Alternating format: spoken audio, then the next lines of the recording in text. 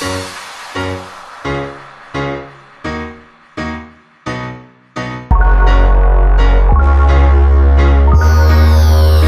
up? What's going on YouTube? Today I picked up this little jewel here. This is a pipe. I'm making a stack for my truck. And the reason it's a jewel because I only spent 30 bucks on it. And 12 inches in diameter. I'm going to be doing some cutting here. Cut it off there. I don't know how tall I'm going yet, how it's going to look. But a stack of this size would probably run me a couple $100 easily.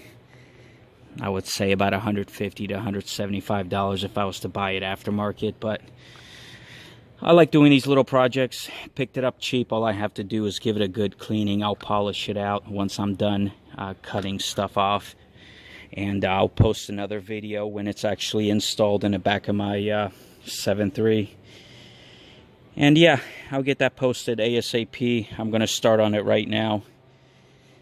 So stay tuned for the next video. Thanks for watching.